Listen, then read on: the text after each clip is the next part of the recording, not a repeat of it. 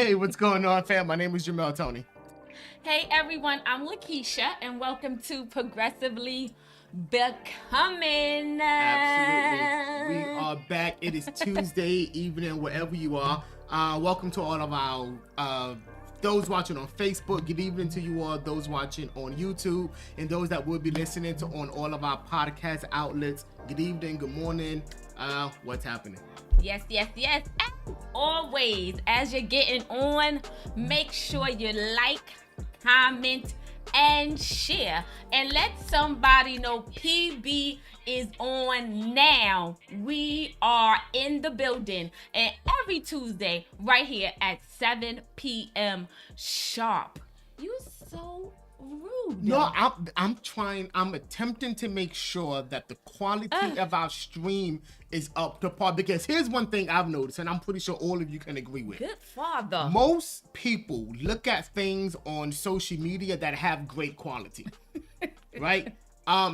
We attempt to bring the best quality that our current budget can provide. But let me tell y'all, I just want to make sure. I wanted to make sure that you all could hear us, and there was no delay. He is a hater because he be hating when I come on. I say, make sure y'all like. You know how I say that. So he be hating on that. So of course he gonna play it, whatever he playing, at the same time that I'm saying that, and it's causing a distraction for me. You know what's so powerful about that statement is that the comment that she just made, and what her perception of things is what we're going to talk about tonight. It's not my perception. No, we're going to talk about this tonight. So do us a favor, tag a friend, tag a family member, grab somebody off of the streets. Let's have the conversation. We are continuing the Voices of Pride.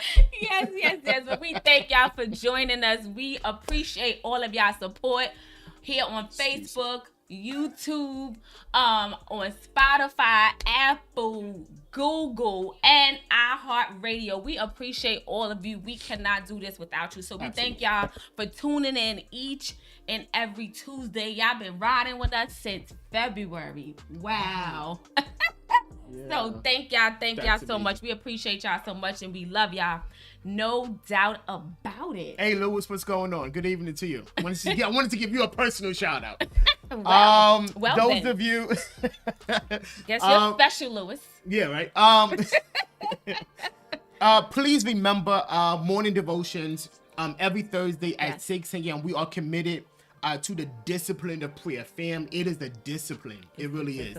Your body doesn't want you to do it. Right. And you have to fight against it every single day. It's a discipline. And we are committed to the discipline of prayer. God has given us a mandate to pray. Right. And that's what we will be intentional about doing. Thursday mornings at 6 a.m. Yes. Every Thursday on a Progressively Becoming platform. Go ahead. Join us in prayer. Send in your prayer requests so that we can pray with you and so that we can pray for you as well. Absolutely. This Thursday, there's a change. Right. So this Thursday, we may have mentioned it last week. Not sure. But this Thursday, Jamel's been invited on a prayer call for Deliverance Fellowship of Churches worldwide. It's actually happening this whole week. It started yesterday, so it's 6 a.m. So he will be praying there this Thursday, 6 a.m. We will stream it. Share it to our page here at Progressively Becoming. So we want all of you that are on Thursdays at 6 a.m. make sure you still come on and pray, because even though we're not under this setting, we're still praying nonetheless. So make sure that you tag someone, bring someone on to the prayer at 6 a.m. on Thursday. I want to make sure I see all of y'all, everybody. Absolutely. Yeah, and not just Thursday. We have been sharing it to our pages since Monday. So tomorrow at 6 a.m., go ahead, go to the page, 6 a.m. From 6 a.m. to 6:30. It's happening tomorrow, Thursday, Friday, Saturday, Sunday. All of us are committed to the mandate that God has called on our lives to pray, and we are extremely excited about that. Absolutely. Just a quick mention, if you haven't checked out 15 at 6. Why you all in my Because you have lipstick on your teeth? On your teeth, and I'm like, is that chocolate? Oh. You want to get a tissue or something? What is it like? Not all. I'm almost certain they can see it. Well, let me see if I can see it. Hold on. So I can tell you 15. See, this is what he does. 15 at He points 6. out something, and now I'm gonna be like 15 at 6.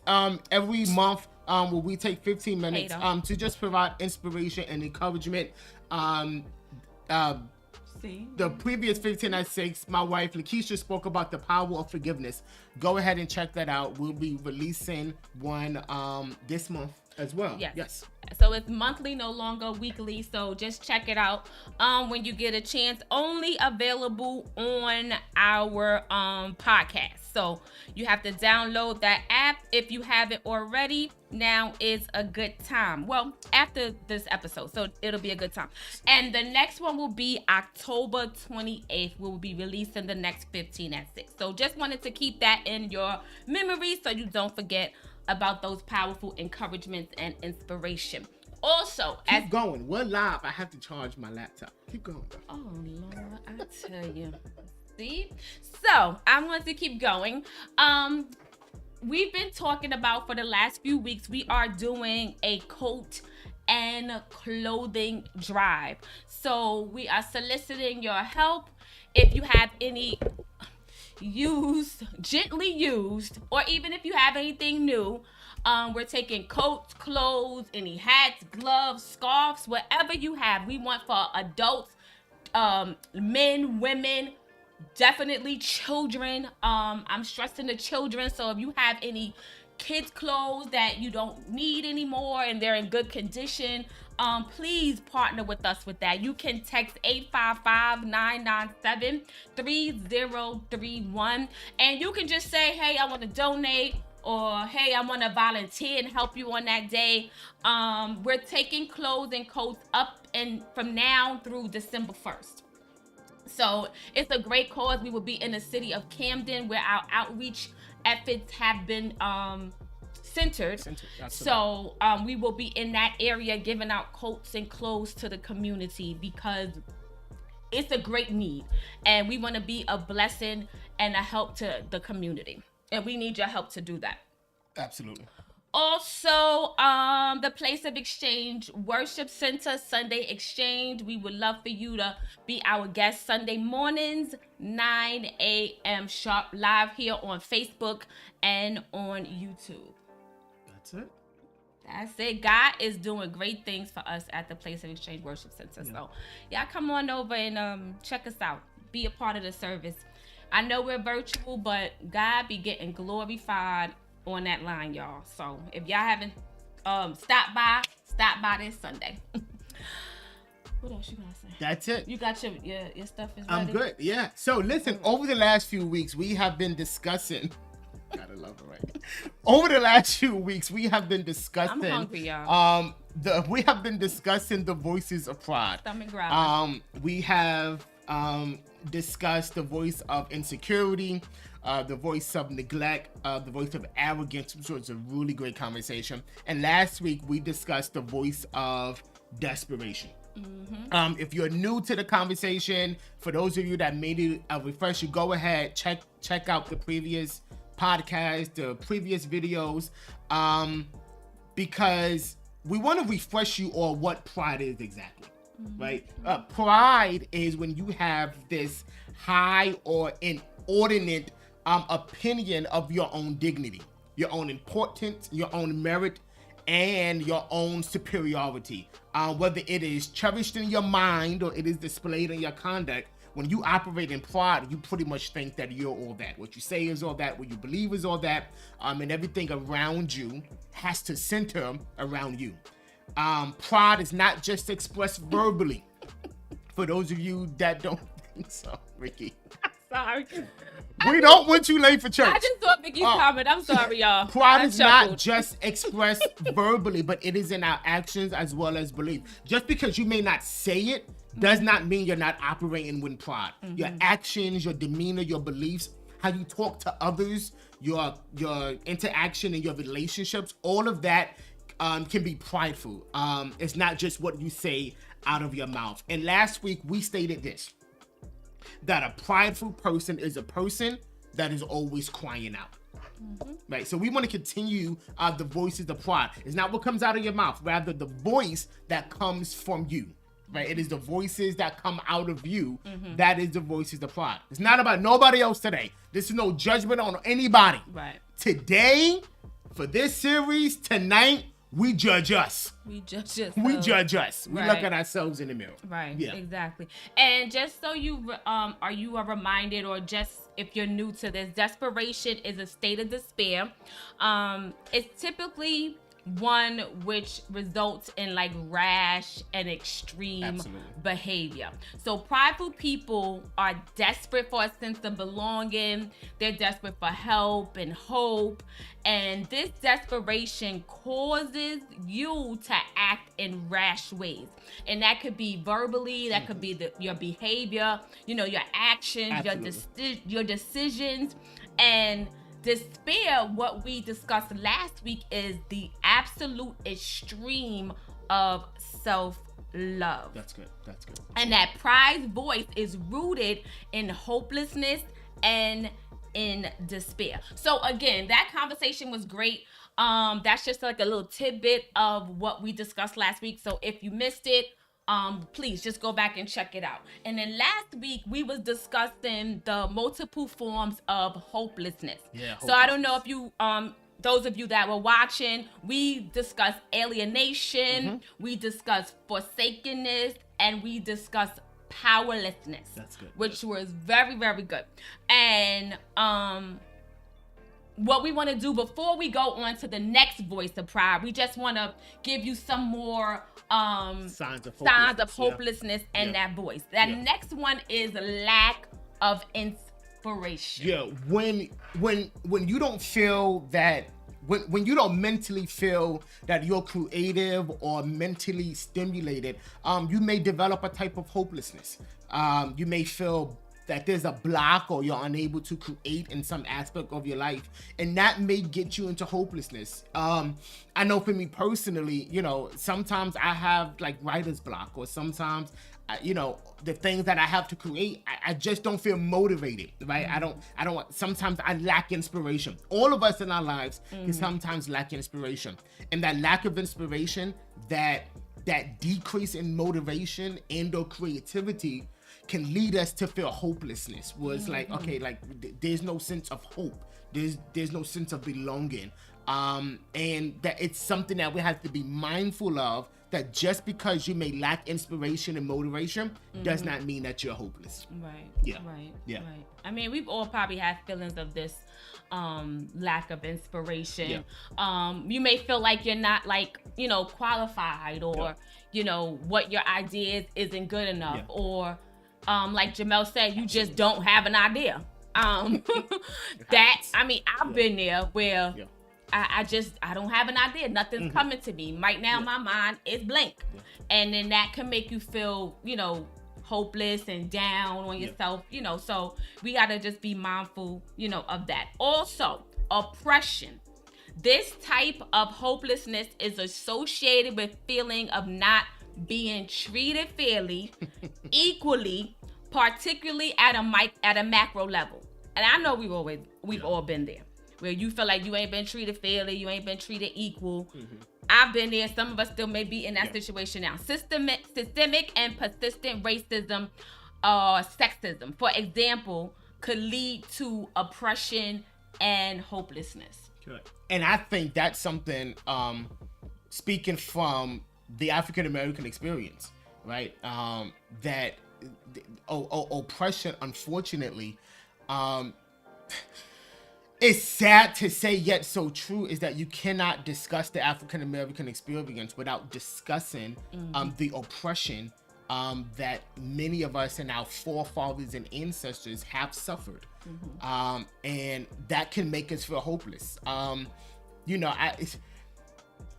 am, and I don't want to use the word fascinated, but I am fascinated with history, right? And so, I'm going back and reading books and watching documentaries on slavery. I always take an interest in And I'll say to myself, and I'm pretty sure some of you have said, oh, there's no way I could be there. Like there's no way I could have did that, right? But when there's such a feeling of oppression that's on an individual, that oppression can make one feel hopeless, as if there's no hope. Like there's no way out. There's no way, there's no light at the end of the tunnel. Where I am is where I would die. And you have to be mindful that when you have those feelings of oppression, you have to combat it. And I'm going to say this, right? With God, that it is only through God that we can come out of the oppression that we feel.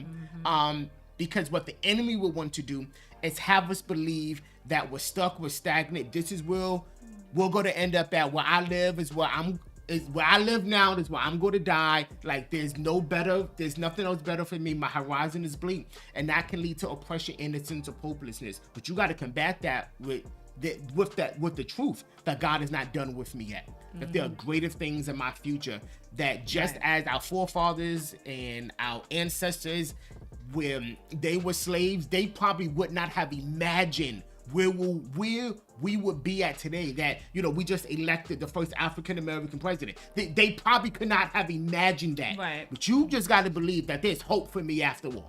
Right. Come on. Would you just put that in the comment? There's hope for me. There is hope for me. There is hope for me. Yeah. Yes, there is hope for me. I believe it. I believe it. Yes, it is. Limitedness. Yes. Limitedness. You may feel as though you don't have enough resources or skills to achieve your goals. I know this is huge because people feel like they don't have enough resources or lack skills. And that makes you feel like you're limited on what you can do. That's good. Or you're facing physical or financial restraints to do so. Absolutely. So you don't have enough money to do something, or physically, you're not able to because you're aching, your body's weakened. So those are things that causes us to feel limitedness. And that sure enough leads to hopelessness.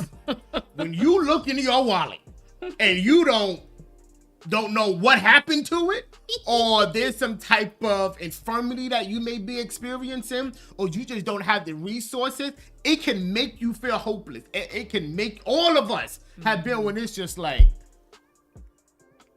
yes. But you just got to believe that I will not allow, because limitless is a present circumstance. Right. It is a present temporary circumstance. It will not be there forever. And you just got to believe and pray and work your way out that things are going to get better for me. Don't allow where you are now to cause you to be hopeless, because where you are now would not be where you will be forever. Right. And you just got to believe that and hope and have faith that things will get better. Yeah. Exactly. Yeah.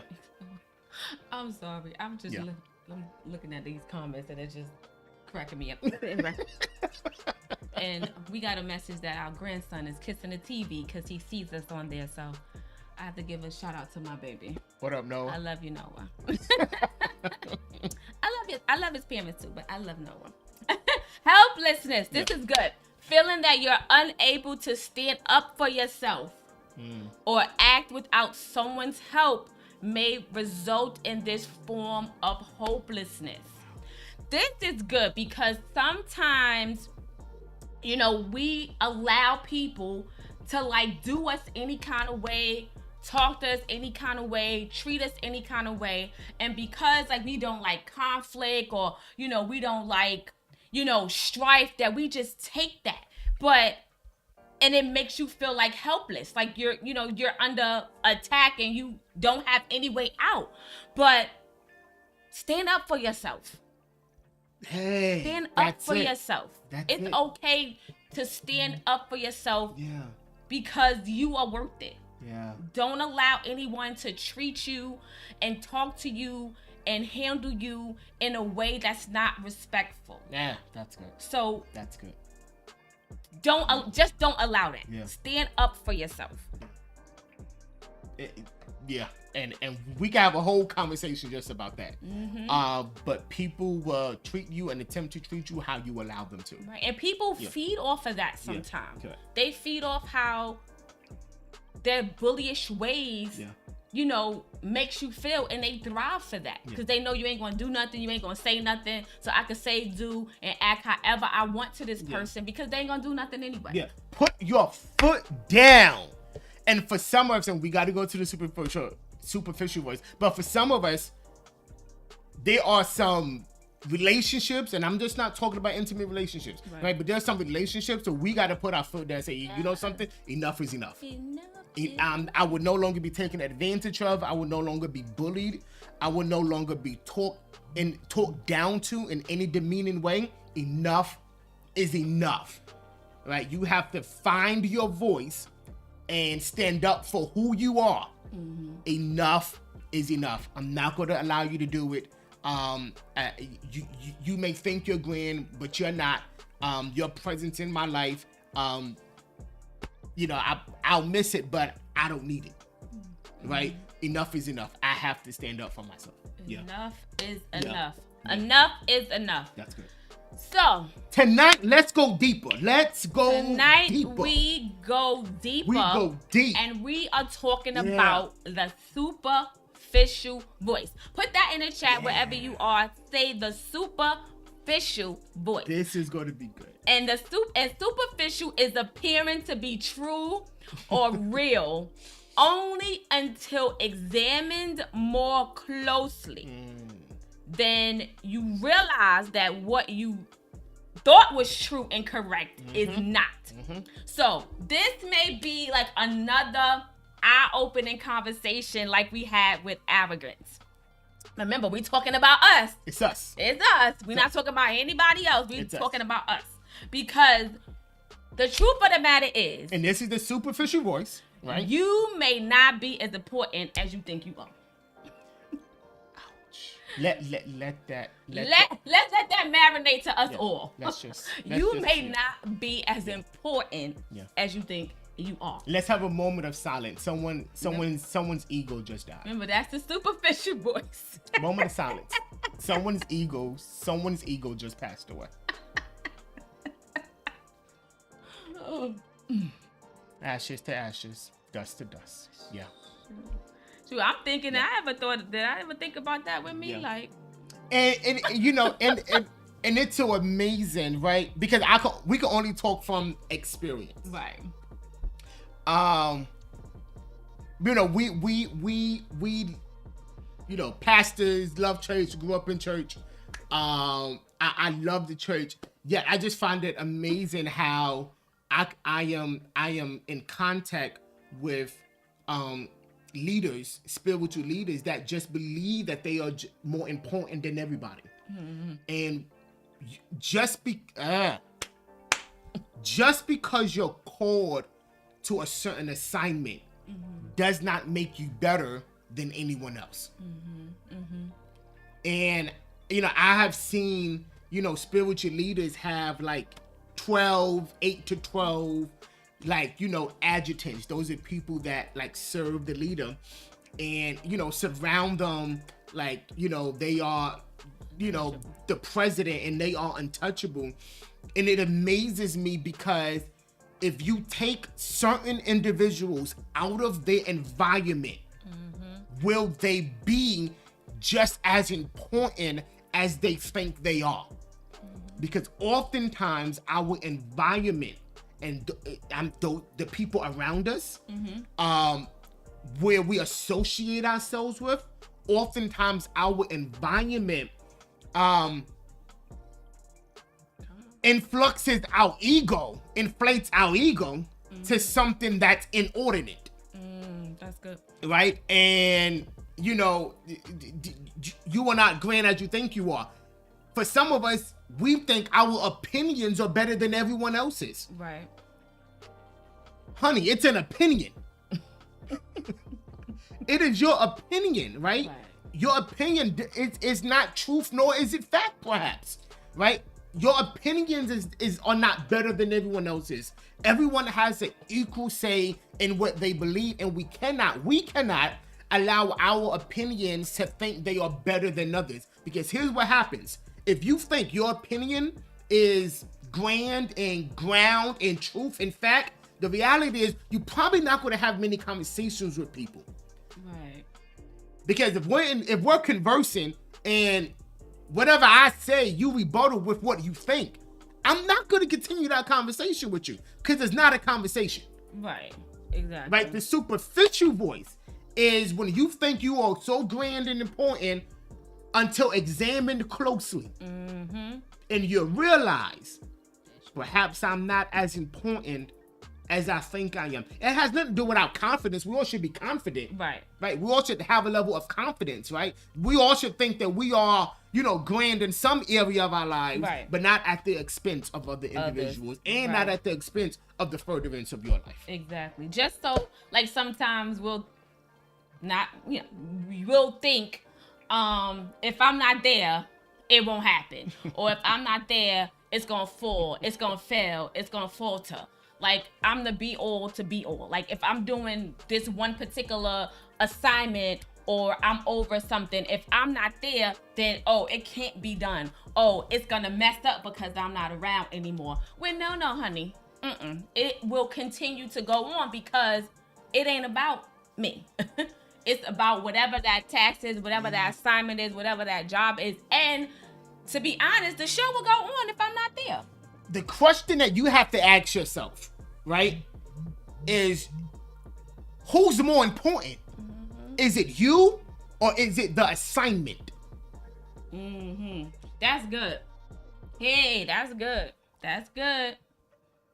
Because if you take precedence over the assignment, then everything will surround you. Right. But if the assignment takes precedence over you, what you think, what you believe, what you want, then the assignment then dictates what happens and not you. Right. What are the needs of the assignment versus what are your needs? Or are you using the assignment to pleasure yourself? That's good. That's good right there. Hey. Yeah. So superficial voice, y'all. So we got a few more moments, right? I want us to take a quiz. Right, class is in session. I want us to take a quiz, and go ahead. You got something to say? Yes. I want to say real quick that being superficial and being fake are synonymous to each other. Correct. And most prideful people are the most superficial. Yeah. So just keep in mind, being fake and being superficial are synonyms of each other. Correct. Yeah. Go on with the quiz. Here we go.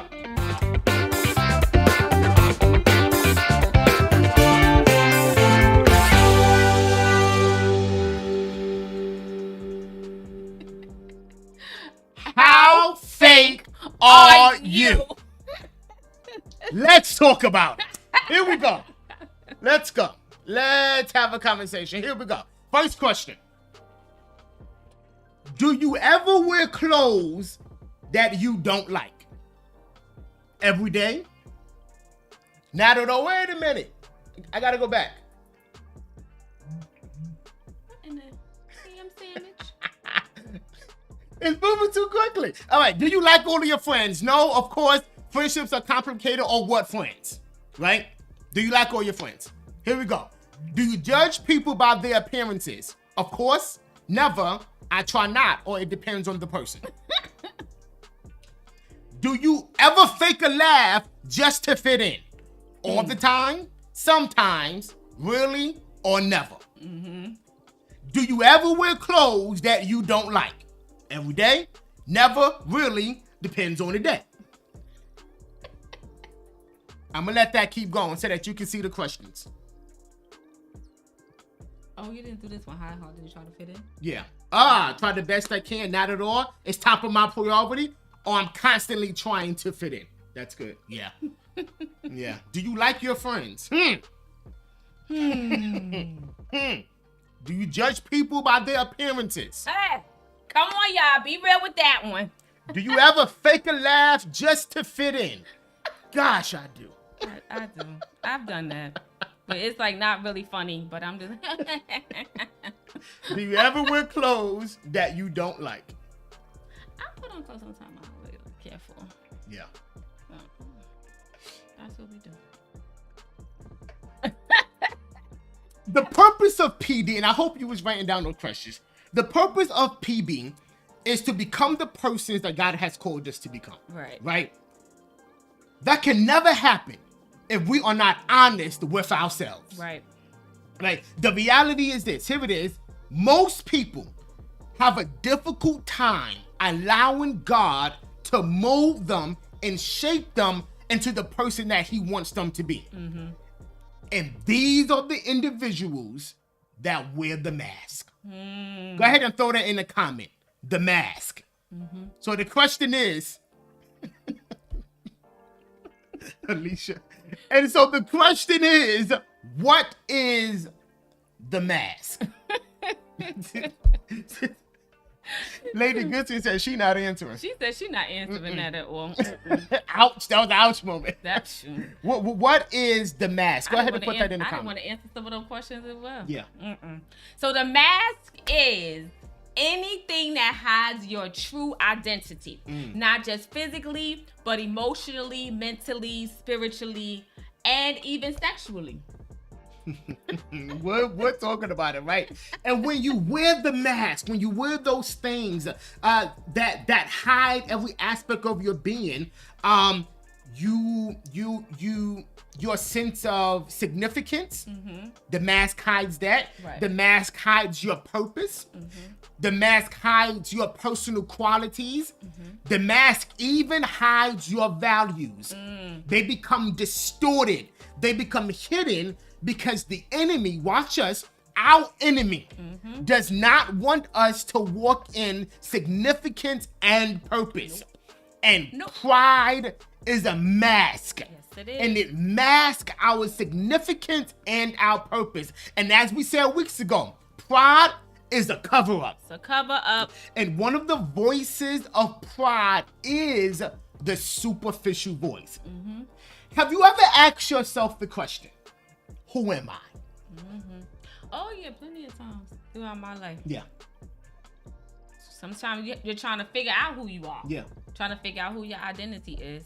Yeah. So that is a question that I've asked many a times in my life. Who in the heck am I? Who am I? Yeah. Yeah. And your identity answers that question. Your identity answers the question, who am I? But if your identity has been masked, then you will never have a genuine understanding and revelation of who you are, because all you have worn is the mask that covers up that identity. So when you are asked the question, who am I?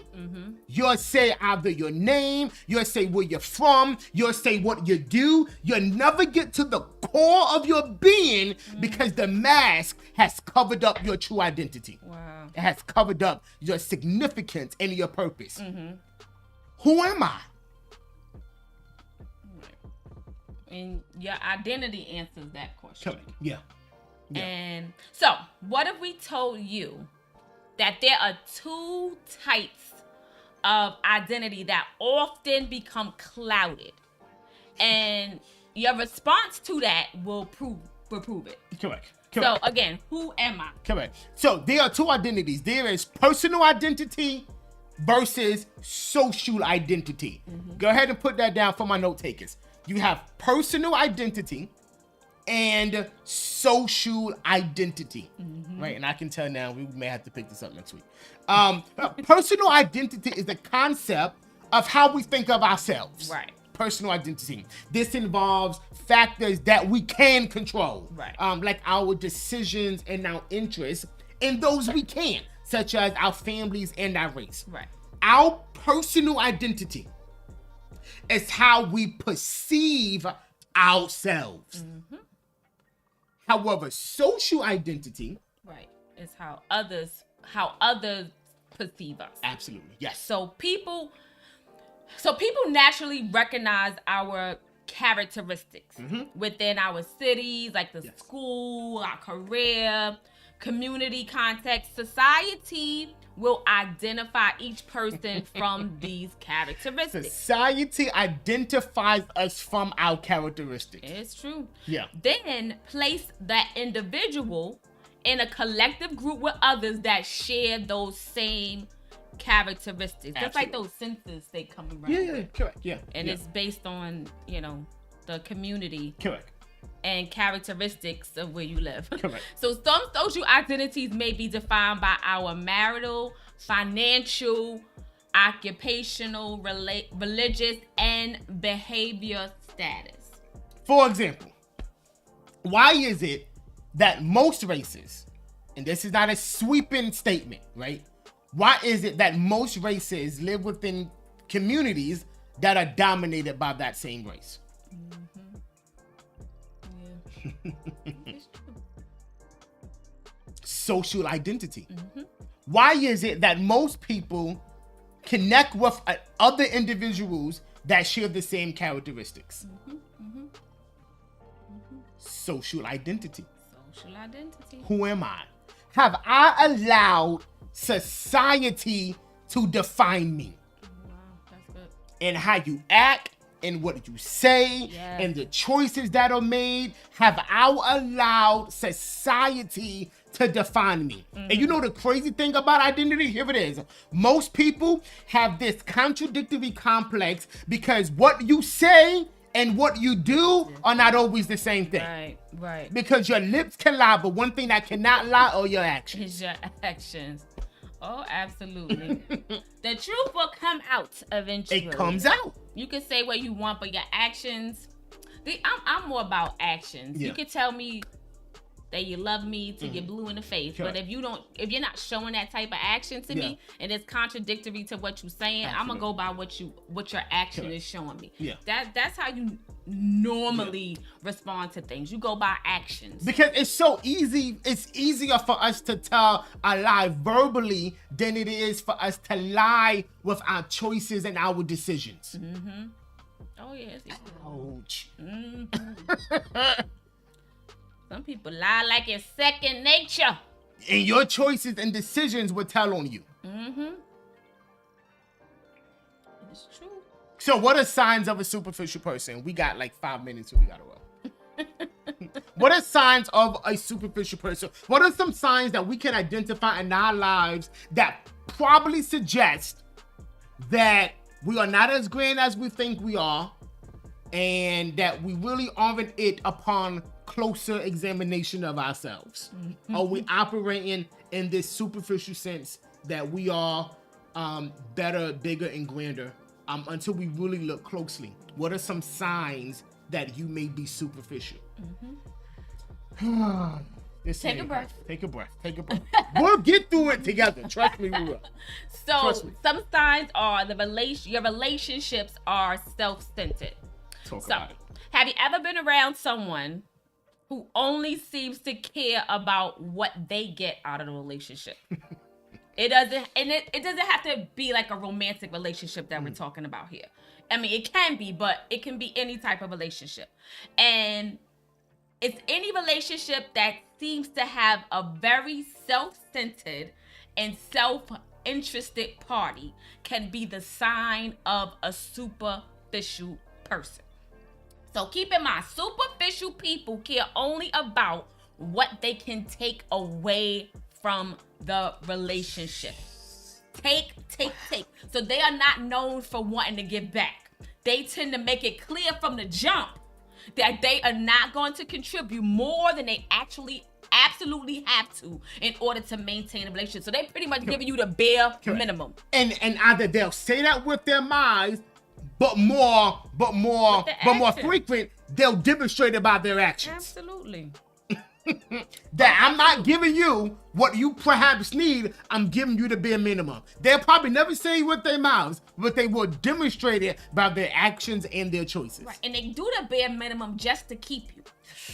Because they don't want you to go away. So they're going to do the bare minimum it takes just to keep you in that relationship. Whether it's a romantic relationship or whether it's just a friend relationship or, acquaintance relationship or a family relationship. Just the bare minimum just to make sure you stay. You don't go nowhere. And oftentimes the bare minimum that they are attempting to meet is the deficit that you have exposed them to.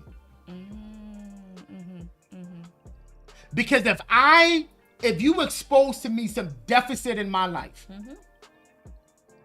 right? You expose it to me. In order for me to keep you, I have to make sure that I meet some of that deficit. Right. I'm not doing nothing more. Right. But it's just oftentimes the deficit that you exposed to me.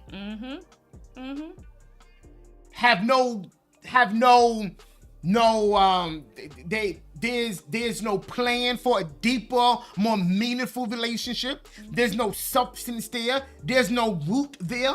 Right. It's the bare minimum. And perhaps some of us, deep breaths, and perhaps some of us have been in relationships that have only met the bare minimum. That's good. But I see Kamisha put, given what they think you deserve. That's good. So it's what they think you deserve. Correct. And then in turn, you have to flip that to know what I really deserve is not that. So that's good.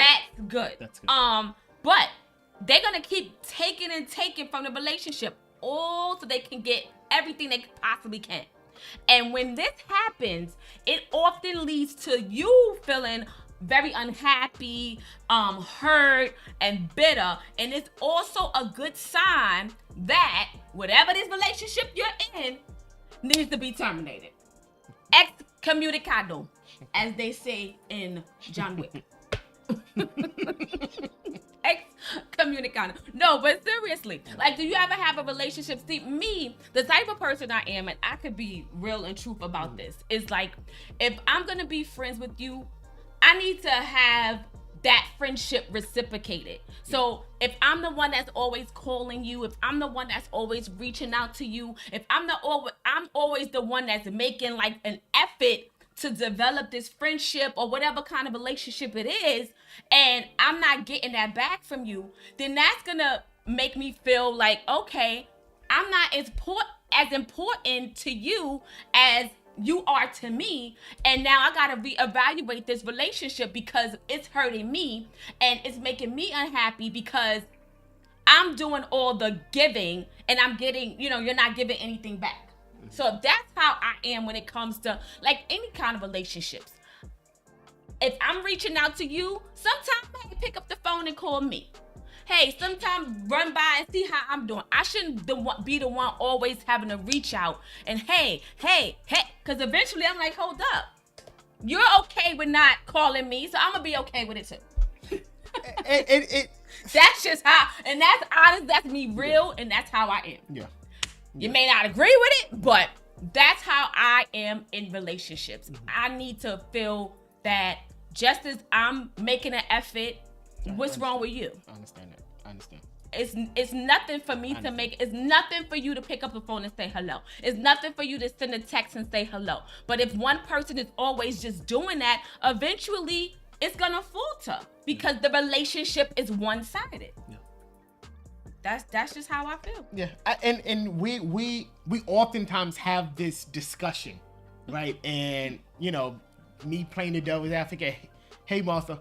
Us playing me playing the devil's advocate is sometimes perhaps that person does not mean to not reach out, right? It's not like they aren't intentionally like not trying to communicate with you primarily, right? So I know for me, I've been told that by multiple persons that they always reach out to me and I don't reach out to them. And it's not that I'm not intentionally trying to reach back out to you. It's just the busyness of life sometimes. So I hear what you're saying, and you made a comment when you said it's what you need. Mm-hmm. So regardless of how I may feel or regardless of how they may feel, it's what you need. And I think that's what we all have to, be mindful of, that whether we understand it, whether it may not be intentional for us, it's what that person needs. And we have to be respectful and loving and compassionate enough to give the person what they need, even if you may not understand it or may not be an intentional act from you.